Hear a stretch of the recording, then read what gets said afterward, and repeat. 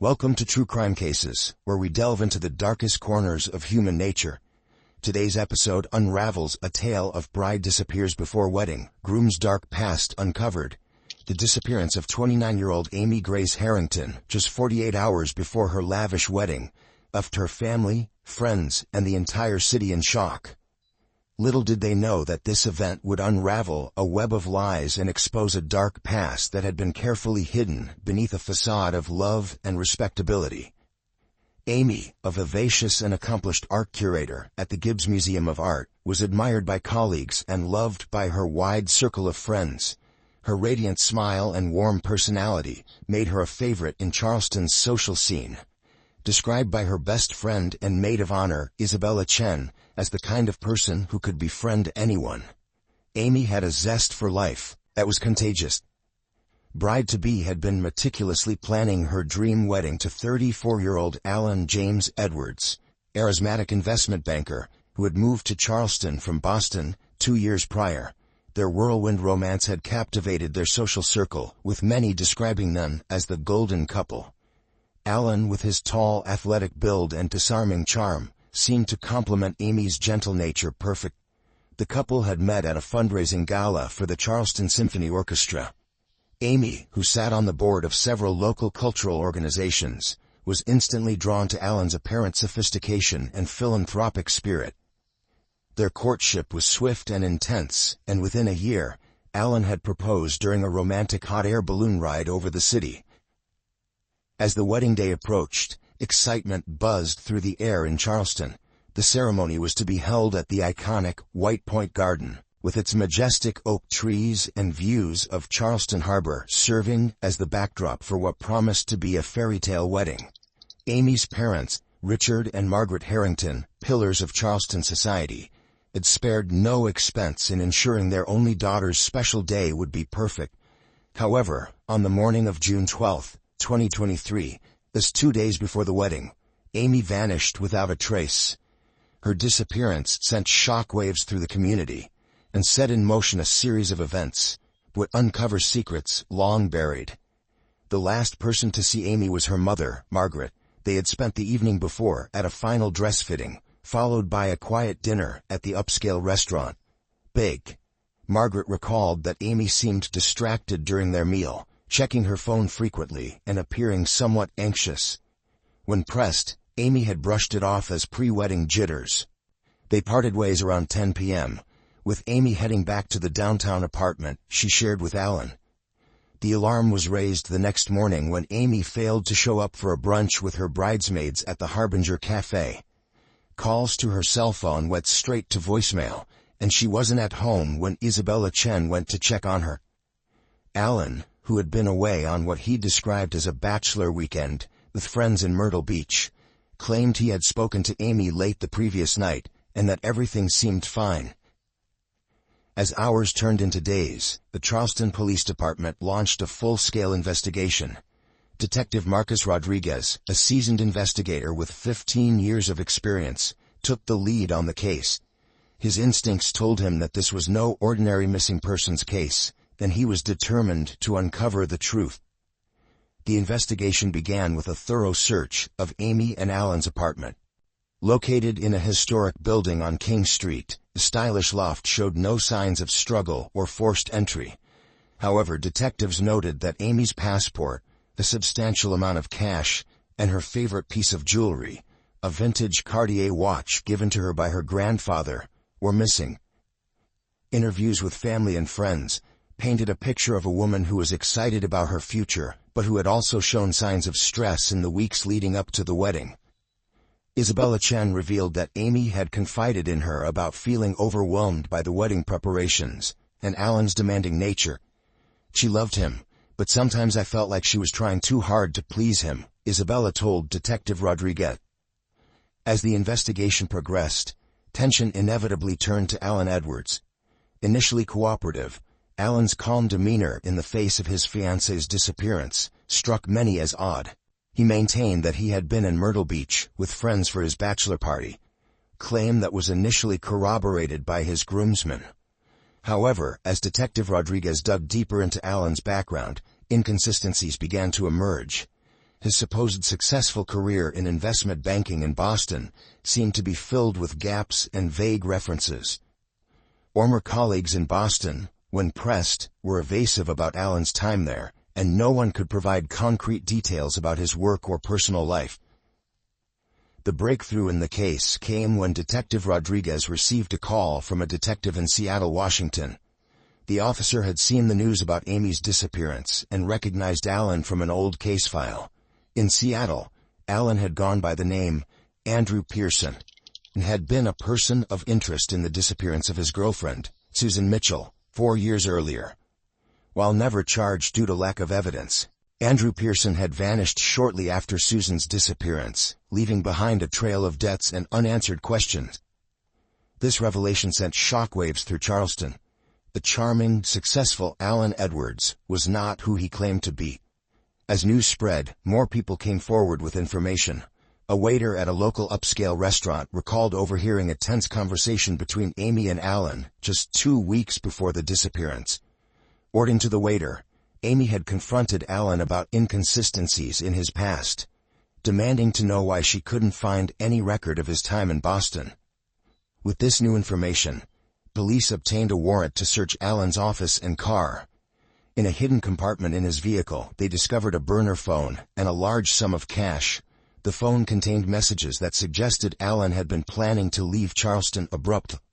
One cryptic message read, "Exit strategy in place. I'm to ghost." As the evidence mounted against Allen, he suddenly vanished, missing a scheduled interview with Detective Rodriguez. This disappearing act only served to intensify the suspicion surrounding him. The search for both Amy and Allen now expanded beyond Charleston, becoming a multi-state manhunt. The community of Charleston rallied around the Harrington family. Vigils were held in White Point Garden, the very location where Amy and Allen were to have exchanged vows. The once joyful anticipation of a wedding had turned into a somber gathering. Hope and prayer, Amy's safe return. Weeks turned into months, and still, there was no sign of Amy or Allen. The case attracted national attention, with major news networks covering the case of the vanishing bride and her duplicitous groom. Amy's face was plastered on billboards across the country, and a dedicated tip line was set up to handle the influx, potential leads, as the investigation continued. There, picture of Allen's past emerged. He had left a trail of broken hearts and empty bank accounts across several states. In each location, he had assumed a new identity, ingratiating himself into affluent social circles before disappearing with money and valuables. Amy, it seemed, was his latest victim in a long con game. The impact on Charleston was profound. The city, known for its genteel manners and tight-knit community, now grappled with the reality that a predator had been in their midst. Trust within the community was shaken, and many began to question how well they really knew their neighbors and friends. 6 months after Amy's disappearance, a potential break in the case came from an unexpected source. Kayaker in the Francis Marion National Forest, about an hour north of Charleston, stumbled upon an abandoned campsite.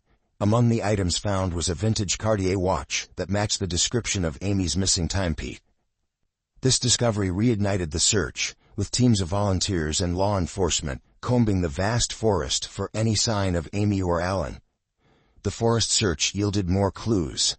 A discarded cell phone, later confirmed to be the burner phone from Allen's car, was found near a swampy area.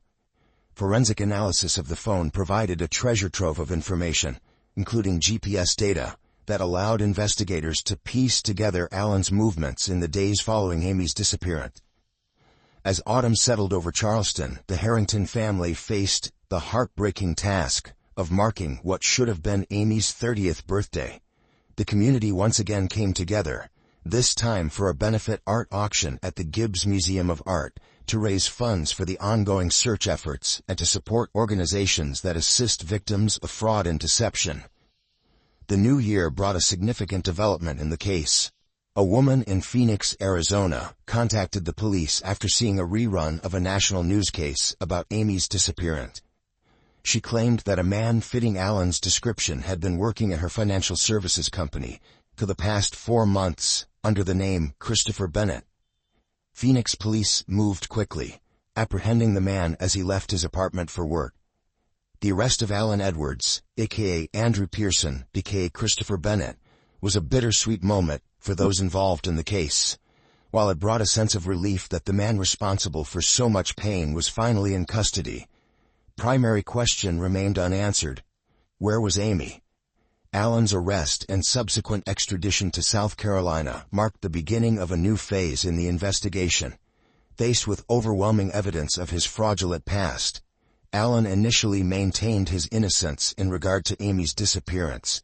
However, as prosecutors built their case, combining financial fraud charges with evidence related to Amy's case, Alan's resolve began to crumble.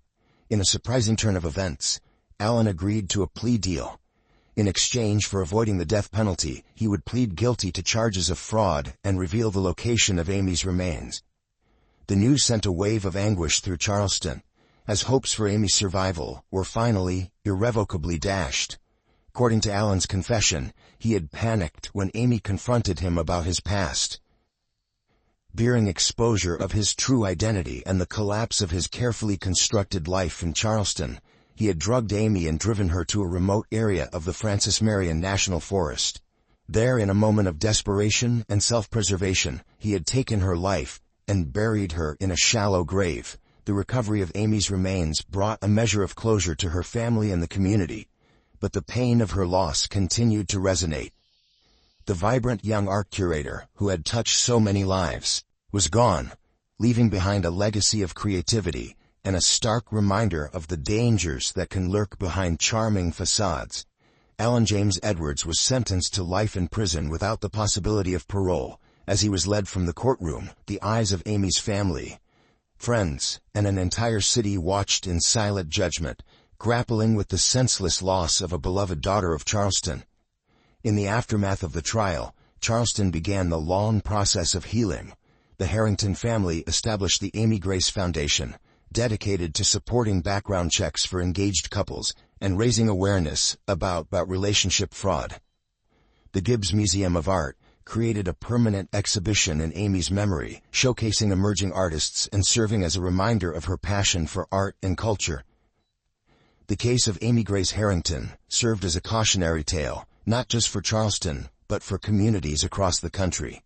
It highlighted the ease with which individuals could craft false identities in the digital age, and the devastating consequences, unchecked deception.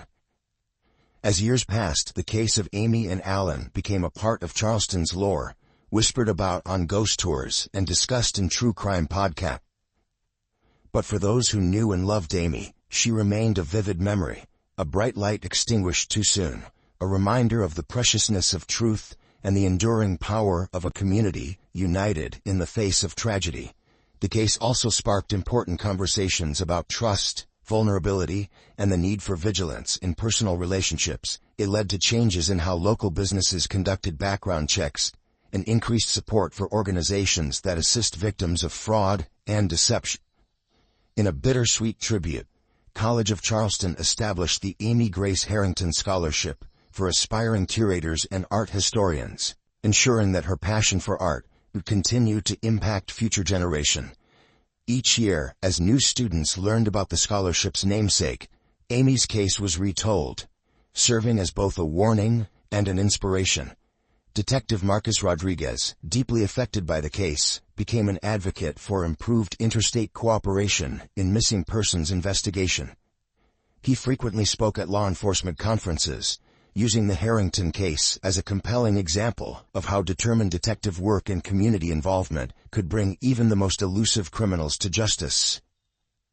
As Charleston continued to attract tourists with its historic beauty and southern hospitality, the legacy of Amy Grace Harrington became intertwined with the city's complex history.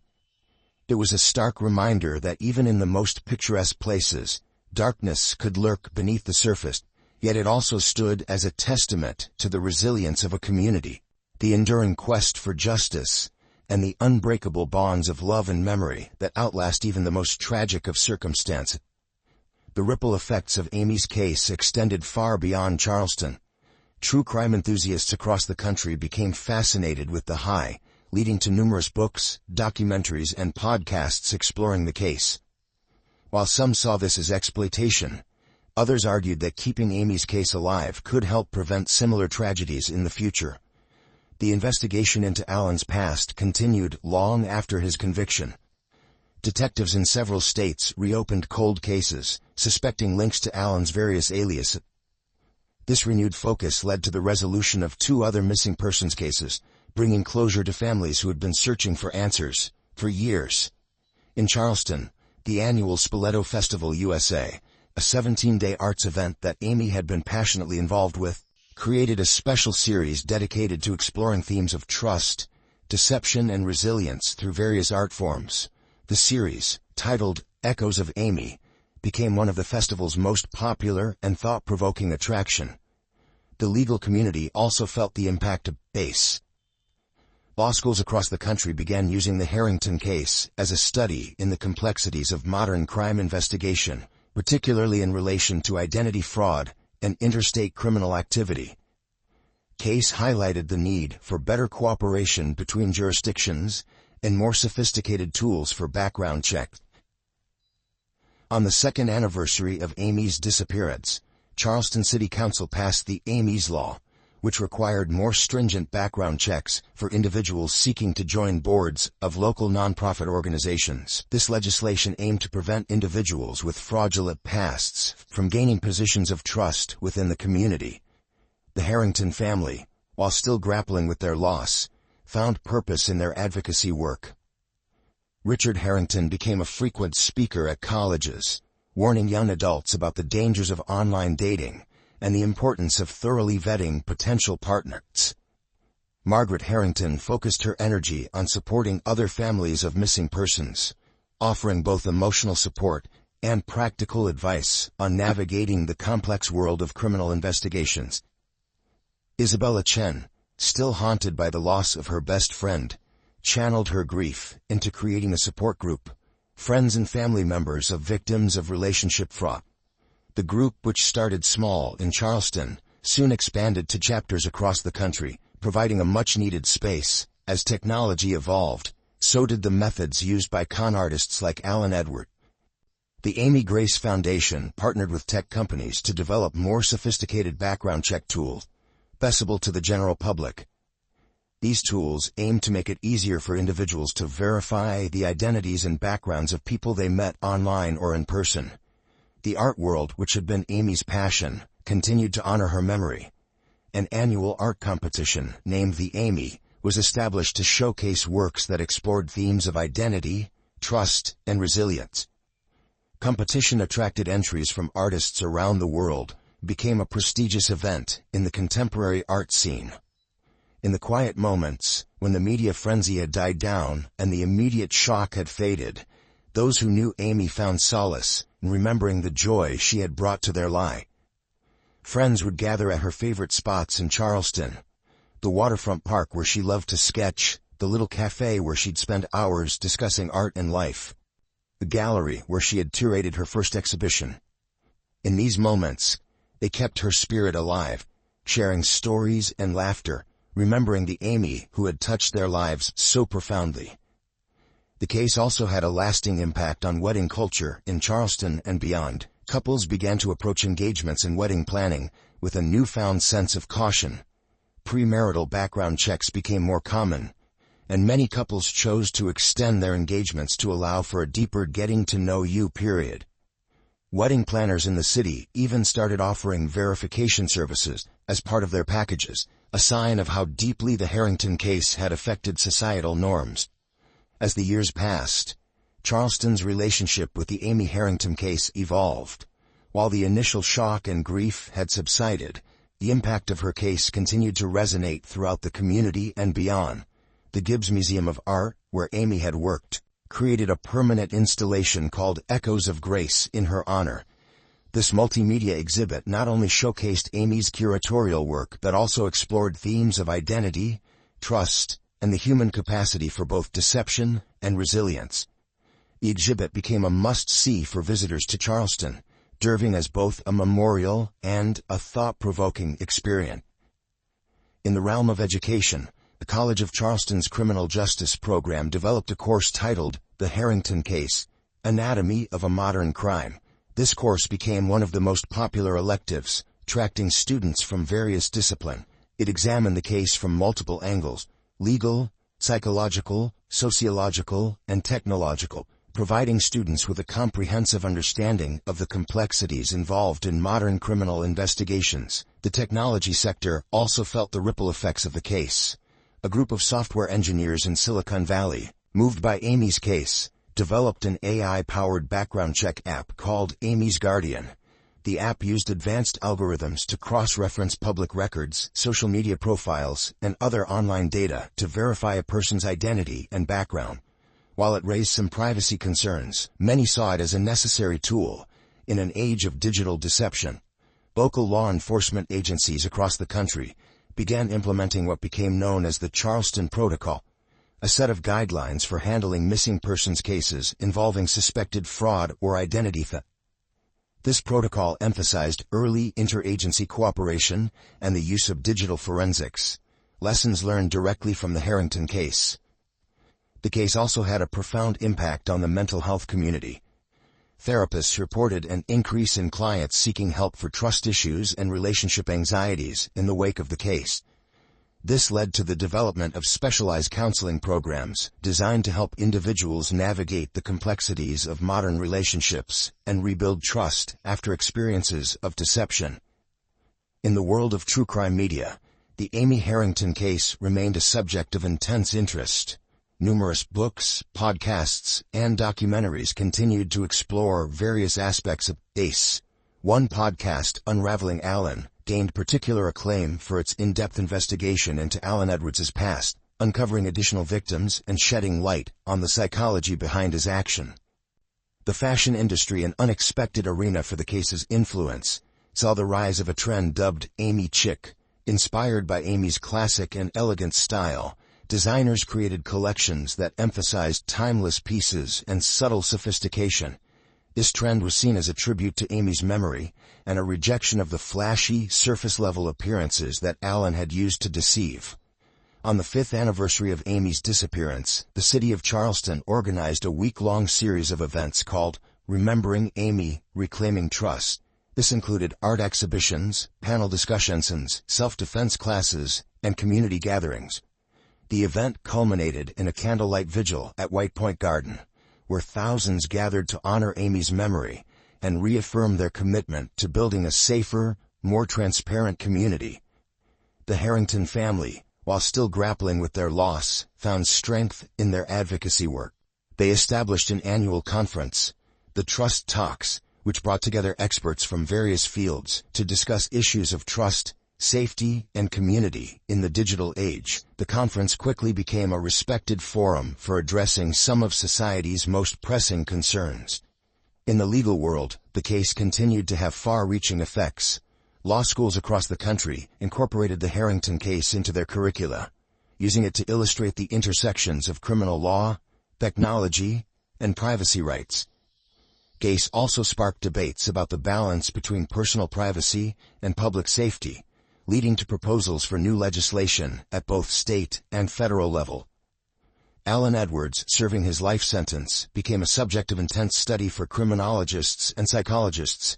His ability to create and maintain multiple false identities over years provided valuable insights into the minds of long con artists.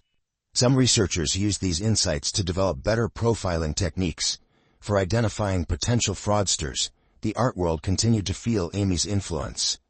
The Amy Grace Harrington Foundation partnered with major museums across the country to create internship programs for aspiring curators from underprivileged backgrounds.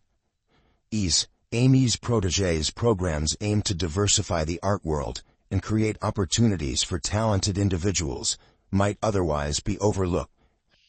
In Charleston's historic district, a small plaque was installed near the apartment where Amy had lived. Bore a simple inscription, "In memory of Amy Grace Harrington, whose light continues to shine." This unassuming memorial became a spot where locals and visitors alike would stop to reflect, leave flowers, or simply pay their respect. As social media continued to evolve, the lessons of the Harrington case took on new relevance. Schools began incorporating modules on digital literacy and online safety into their curricula, teaching students how to verify information and protect themselves from online deception. Many cited Amy's case as a powerful example of why these skills were so crucial in the modern world.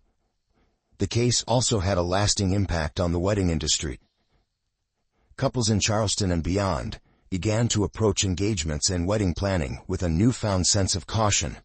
Premarital background checks became more common, and many couples chose to extend their engagements to allow for a deeper getting-to-know-you period. Wedding planners in the city even started offering verification services as part of their packages, a sign of how deeply the Harrington case had affected societal norms. In the world of finance, banks and investment firms implemented stricter verification processes, partly in response to the sophisticated fraud perpetrated by Alan Edward.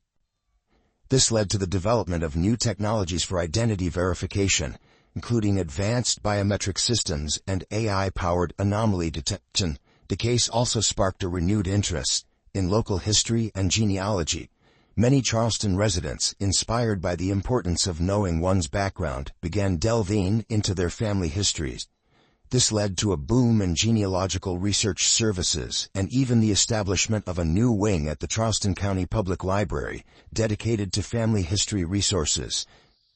As the 10th anniversary of Amy's disappearance approached, the city of Charleston announced plans for a permanent memorial. The Amy Grace Harrington Center for Trust and Community would be a multi-purpose facility housing resources for victims of fraud, educational programs on digital literacy, and a museum dedicated to exploring the impact of the case on the community and society at large. In the end, the legacy of Amy Grace Harrington was complex and far-reaching. Her tragic case had touched lives far beyond the boundaries of Charleston, sparking changes in law enforcement, knowledge, education, and social norms. While the pain of her loss never fully faded for those who knew and loved her, positive changes enacted in her name ensured that her memory would continue to make a difference in the world. As Charleston continued to evolve and grow, the case of Amy Grace Harrington remained an integral part of its fabric, a reminder of the darkness that can lurk beneath the surface, but also of the resilience, compassion, and strength of a community united in the face of tragedy. Her case became not just a cautionary tale, but a catalyst for positive change, a legacy that would continue to shape lives for generations to come.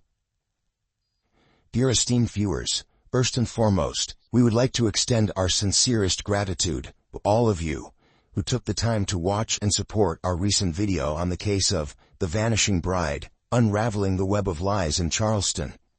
This is indeed a deeply tragic case, one that leaves us with much to ponder and valuable lessons about trust, vigilance, and the hidden realities behind what may seem like a perfect life. Complex details and the dramatic twists and turns have helped us not only to better understand the case, but also to feel more profoundly the pain and loss that the victim's family has endured. We understand that following stories like these requires not only patience, but also empathy from you, our audience. Your positive feedback and continued interest are the greatest motivation for us to keep delivering more quality and meaningful content in the future. Beyond merely recounting the case, we hope that through each video you gain new perspectives, not just on the cases themselves, but also on how we approach, assess, and protect ourselves from the dangers in modern life. In the case of The Vanishing Bride, the most heartbreaking aspect is the loss of Amy Grace Harrington, a young, talented, and passionate artist. She was drawn into a web of deceit, spun by Alan James Edwards, which ultimately led to a tragic outcome. We hope that this case serves as a powerful reminder for everyone to be more cautious in their relationship. To those who have been following our channel, please continue to support and provide feedback so that we can keep improving. We are committed to bringing you stories with a deep respect for the truth, with the aim of spreading human values in life. Finally, once again, we extend our heartfelt thanks to all of our viewers who've accompanied us throughout this journey. We truly appreciate your support and affection. We look forward to seeing you in our upcoming videos, where we will continue to explore more stories and uncover other hidden aspects of life. Remember, Knowledge and vigilance are powerful tools that help us protect ourselves and our loved one. Goodbye, and see you next time.